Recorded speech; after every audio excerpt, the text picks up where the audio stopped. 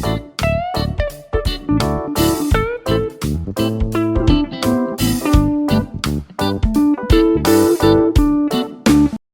hello, welcome to Cook with Nando. It's Thursday morning. Ayudha Puja special and then Saraswati Puja special ghee badusha sweet recipe நம்ம எப்படி செய்கிறதுன்னு பார்க்கலாம். அதுவும் வீட்டிலே ஹெல்த்தியாக எப்படி ப்ரிப்பேர் பண்ணுறதுன்னு நம்ம பார்க்க போகிறோம். அதுக்கு ஒரு பவுல் அளவுக்கு நீங்கள் எந்த சைஸ் அளவுக்கு பவுலில் எடுக்கிறீங்களோ அதே சைஸ் அளவுக்கு சுகரும் குவான்டிட்டியும் எடுத்துக்கோங்க. இப்போ வந்து நம்ம ஒரு பவுல் அளவுக்கு மைதா மாவு எடுத்திருக்கோம். அதில் அரை கப் அளவுக்கு எண்ணெய், அரை கப் அளவுக்கு நெய் நீங்கள் பிசைகிறப்ப எக்ஸ்ட்ரா வேணும் அப்படின்னா நம்ம அப்போ ஆட் பண்ணிக்கலாம். இப்போ நான் அரை கப் அளவுக்கு எடுத்திருக்கேன். இது நல்லா தேவையான அளவு ஒரு பிஞ்ச் அளவுக்கு சால்ட் மட்டும் ஆட் பண்ணிக்கோங்க. ஆட் பண்ணிவிட்டு நல்லா பிசைஞ்சு கொடுக்கலாம். இதை மிக்ஸ் பண்ண நல்லா உதிரி மாதிரி வரும். அது வந்து ஒரு ஃபஸ்ட்டு ஸ்டேஜ். அதுக்கப்புறமா நம்ம என்ன பண்ணணும் அப்படின்னா, இது பாருங்கள், இது வந்து ஒரு ஃபஸ்ட்டு ஸ்டேஜ்.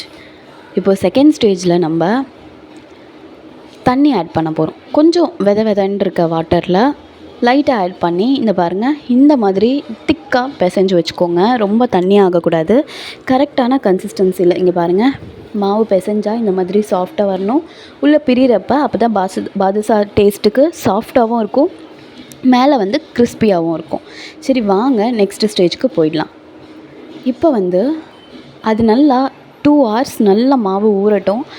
2 hours ஊறினதுக்கப்புறமா நம்ம சர்க்கரை பாகு ரெடி பண்ணிக்கலாம். ஒரு கம்பி பதம் அளவுக்கு நம்ம ரெடி பண்ண போகிறோம். 1 கப் அளவுக்கு மைதா மாவு எடுத்துருந்தோம் இல்லையா, அதில் 1.5 கப் அளவுக்கு நம்ம சுகர் குவான்டிட்டி எடுக்க போகிறோம். ஒரு சின்ன கிளாஸில் தண்ணி ஆட் பண்ணிக்கோங்க. ஆட் பண்ணிவிட்டு இது கூட ஏலக்காய் தூள் ஆட் பண்ணிவிட்டு நல்லா மிக்ஸ் பண்ணி கொடுங்க. ஒரு கம்பி பதம் வந்த அளவுக்கு மட்டும் இருந்தால் போதும். நீங்கள் எக்ஸ்ட்ராவாக நம்ம எந்த ஒரு ஸ்டெப்பும் தேவையே இல்லை. இங்கே பாருங்கள், இப்போ ஒரு கம்பி பதம் அளவுக்கு வந்துடுச்சு. இப்போ இதை ஜீராவை நம்ம எடுத்து ஒரு நீங்கள் எந்த இதில் ஊற வைக்க போகிறீங்களோ பாதுஷாவை நீங்கள் அந்த கப்பில் ஊற்றி வச்சுக்கோங்க. இந்த மாதிரி ஏர் போகாத ஒரு கண்டெய்னராக பார்த்து ஊற்றி வச்சுக்கோங்க. நெக்ஸ்ட்டு வந்து நம்ம பாதுஷா ரெடி பண்ண போகிறோம். 2 hours ஆகிடுச்சு. நல்லா பாதுஷா வந்து சாஃப்டாக ப்ளஃபியாக இங்கே பாருங்கள், நல்லா ப்ளஃபியாக எழுந்து வந்திருக்கு. இப்போ நம்ம இதை குட்டி குட்டியாக பாதுஷா சைஸ்க்கு நம்ம மிக்ஸ் பண்ணி வச்சுக்கலாம். எப்படி பாதுஷா பிடிக்க போகிறீங்க பாருங்கள், நல்லா வடை அளவுக்கு குட்டி மினி பாதுஷா அளவுக்கு நம்ம ரெடி பண்ணி வச்சுக்கலாம். இப்படி ரெடி பண்ணி வச்சதுக்கப்புறமா எண்ணெய் சூடு பண்ணிடலாம். எண்ணெய் ஒரு கடாயில் நல்லா சூடானதுக்கப்புறமா இதை நம்ம போட்டு பொரித்து எடுத்துடலாம். ரொம்ப அடிப்பிடிக்காத அளவுக்கு ஒரு மீடியமான கலர் வந்த உடனே நம்ம இதை எடுத்து அந்த ஜீராவில் போட்டுடலாம். அந்த ஜீராவில் ஊற டேஸ்ட் வந்து நல்ல ஒரு டேஸ்ட் கிடைக்கும்.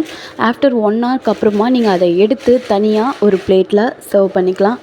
அப்படி நீங்கள் ஸ்டோர் பண்ணி வைக்க போகிறீங்க அப்படின்னா அதை தனியாக ஒரு பவுலில் போட்டு ஸ்டோர் பண்ணி கூட நீங்கள் வச்சுக்கலாம்.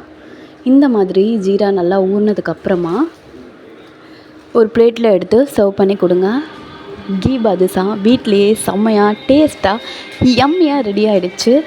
இந்த சரஸ்வதி பூஜை அந்த ஆயுத பூஜையை நல்லபடியாக கொண்டாடுங்க. என்னோடய வாழ்த்துக்கள். தேங்க்யூ ஃபார் வாட்சிங். பாய்.